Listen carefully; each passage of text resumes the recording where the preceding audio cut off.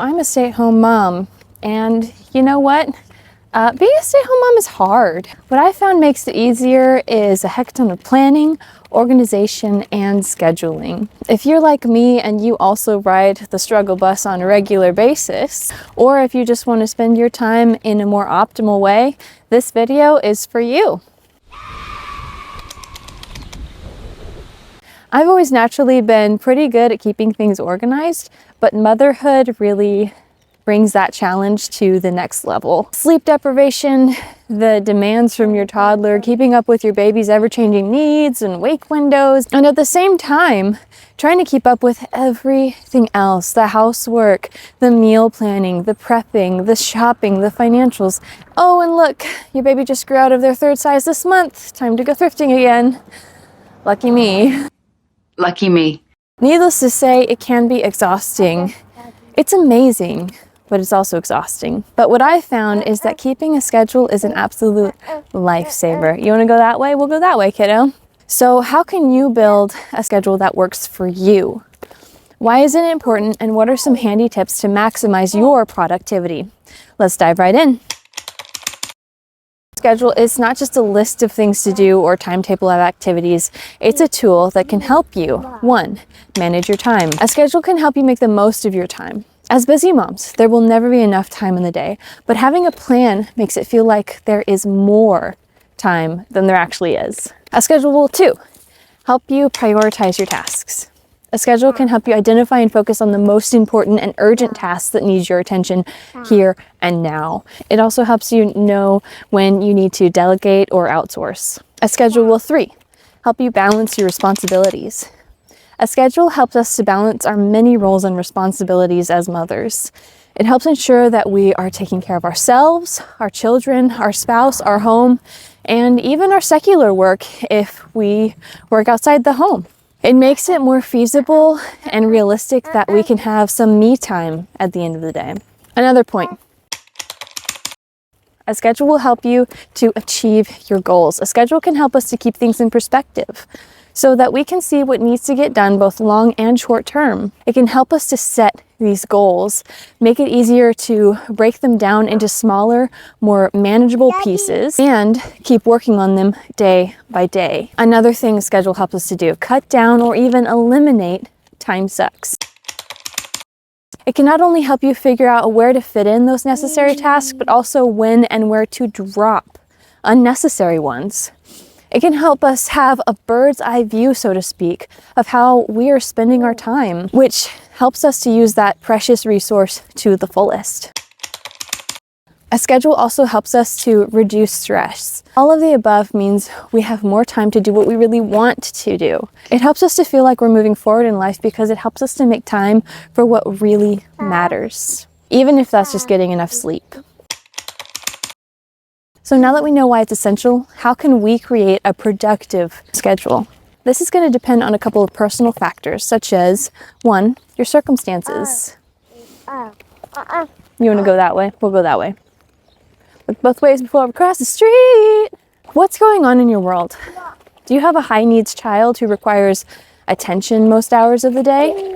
Do you have health problems? Are you helping to care for an aging relative? Do you have secular work? These are just some of the things that we must consider when we're making a personal schedule. Number 2, we have to consider our own personality.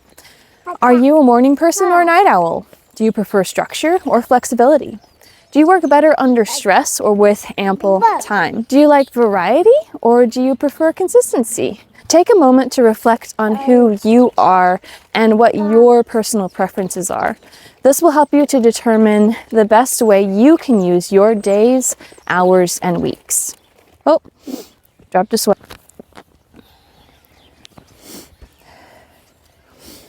She's got her little snack here, always snacking. Her little legs tucked in to keep her toasty. We also need to consider what our family looks like, how many children we have, how old are they, what are their needs, routines, schedules. Do they go to school? Do they stay at home? Do they have extracurricular activities that we need to think about and plan for? And how involved is our spouse in the housework, in the chores, in the errands, in the childcare? We need to consider all of these things so that we can make an actionable schedule, a realistic one. This one is one of the most important ones to consider. What are your dreams? What are your personal goals? What do you want to do with your time, short and long term? What are you passionate about? What interests you? What do you want to learn about, improve upon, or just keep up with? Based on these factors, you can create a schedule that truly suits your family's needs. Okay, now that we've considered these things, what are some things that we need to include in our schedule? Those were sort of vague parameters, right? About, okay, what's my life look like? Now we're going to get a little bit more specific. We have two categories that we must include in a schedule. We have must-dos and could-dos. Our must-dos are things that we must do each and every day. So we need to write down the non-negotiables, the things that absolutely must get done throughout the day. What do those look like? Well, we need to wake up. We need to eat something. If we have kids that go to school, we need to drop them off at school or pick them up or make sure they get to that bus on time, right? If we have children who are young enough, they're still taking naps, that's not a negotiable. We need to eat some dinner. We all need to go to bed at some point. And you might have other things that are also non-negotiables. Feel free to fill in the blanks. There are also things that are non-negotiable, things that are not necessarily every day, but still they have to get done, right? That's grocery shopping, laundry, cleaning, paying our bills, getting to those doctor's appointments on time. Then we need to fill in the gaps of these things with the things that we want to do, our could-dos. These things are less time sensitive, things that we just hope to do. As much as we wish that we could put these things first, oftentimes these things are what go by the wayside. These less time-sensitive activities that are still necessary and important, but not necessarily something that we have to do every single week, every single day, or something terrible will happen. Things like exercising, reading, praying, meditating, our hobbies, our crafts, certain projects that we have going on, socializing, and learning new skills. While these things are still essential to a happy life, when we're short on time, these are the things that often end up getting cut first. Now let's talk about buffer.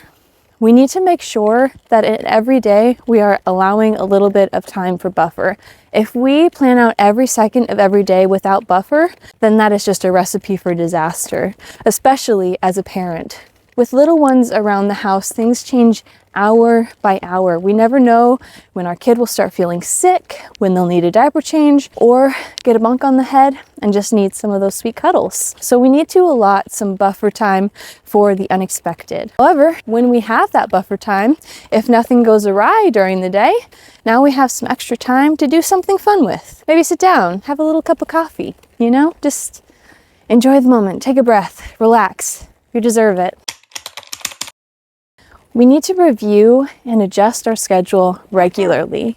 Creating a schedule, it can't be a one-time thing. It has to be an ongoing process because our lives are an ongoing process. Our lives are constantly changing, and so must our schedule. We have to adapt to new things like new children, a new school year, new jobs, new season in life, or a challenge that we're facing.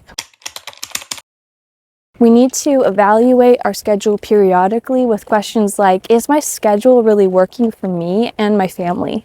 Am I achieving my goals and my priorities? Am I enjoying my day-to-day life? That's an important one. That's a big one. And what can I improve or change?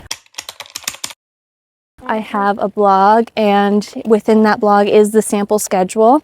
It goes hour by hour through a busy day with a mom who has 2 kids. I made it that way because statistically, if you are a mother in the US, that's how many children you have. Feel free to take that template if you like and do what you will. Customize it, make it your own, change this or that. It's linked in the description down below if that is something that would be helpful to you. This point is probably my favorite in the entire video, so listen up. Task batching. Task batching is amazing. It's a strategy where you group similar tasks together to complete them together. Okay, so what does that mean? Think about how McDonald's and Ford have their employees do the same tasks over and over all day. Okay, a cook, they flip hamburgers all day, right? A dishwasher, they wash dishes all day. A Ford employee on a car assembly line puts together the same part on different cars all day long. They do this because it's more productive, because it's more efficient, because switching tasks takes mental energy and it slows us down. We can use that knowledge to our benefit. We can use it to group tasks together to get more done. What can that look like for us? Well, we could pick an entire day to run all of our errands. That way, we're not driving all over town every single day of the week. This saves us a lot of time because if you have littles like me, you're not spending hours every single day just trying to get them out of the door. You do it one day a week. You can pick one day of the week to get most of the house cleaning done. You can choose one day of the week to do all the odds and ends, those little tasks and repairs that kind of get pushed to the side. The list goes on and on. Figure out what you need to do and plan accordingly. No chicken, just doggies. Something I find super helpful with task batching is to keep a weekly planner. And if you are in search of a weekly planner, I also do sell one on my website. It helps support me. If you are interested in it, feel free to check it out. I'll leave a link in the description. What's a good template for a schedule? Well, I'll share mine. Personally, I like to do things in larger chunks, doing the task batching sort of thing. My first priority in the day is always caring for my little girl, so I recommend writing out what your first priority is, which if you have children, they're probably it, right? So write down what your baby needs schedule-wise until you get into a rhythm. Babies, usually you're gonna feed them, they're gonna take a nap, you're gonna play with them, etc., etc. So write those down in the order you want to accomplish them. For me, what that looks like is my baby needs, of course, her breakfast, lunch, dinner. She needs snacks in between those too, right? So after breakfast, in between lunch, she'll get a snack. And after lunch, in between dinner, she'll get a snack. She's at the age where she needs one nap during the day, so we make sure to schedule that. And for her to have a really good day, she needs to spend some time outside, which we're doing right now. So I start with those things. Those are my pillars of the day. So for instance, if my baby's waking up at 9 a.m., and let's say she goes to bed at 10, then I know those 5 meals need to be spread out during roughly 13 hours or so. So that's roughly every 3 hours my baby needs to eat. That puts it at about 9 a.m., 12, 3, 6, and then 9 p.m. for that last little snack. And that ensures that she has a full belly and hopefully she'll sleep through the night. Then I need to consider, okay, well, how long is my baby's wake window? She's at the age where her wake window is about 5 hours. So about 5 hours after she wakes up, she needs to rest. If she's waking up at 9 a.m., that puts us at 2 p.m. However, we've just said that she needs a snack at 3, right? So instead of giving her a snack at 3, I'll give her a snack right before her nap at 2. That way she can sleep good and well with a happy full belly. And the third thing that we've mentioned is that she needs some time to play outside. So we make that a priority. I do that with her after breakfast pretty much every day. Not today, but most days. So that's the first thing off my list. Then I take those in-between hours from 9 to 12, 12 to 3, etc., etc., and that's my time to get stuff done. Childcare, it is a full-time job, but realistically, we do need to accomplish other things throughout the day. When I'm looking to plan out my day, what do I prioritize? 1, things I've been falling behind on, like laundry, checking emails, etc. 2, things I've been procrastinating on, folding said laundry, responding to said emails. Number 3, I try to prioritize things that will help me be more productive. That is stuff like exercising, getting out of the house, taking short breaks, and cooking healthful meals. She does not want the walk to be over, but it's almost over. sweetie, we do have to go back, okay?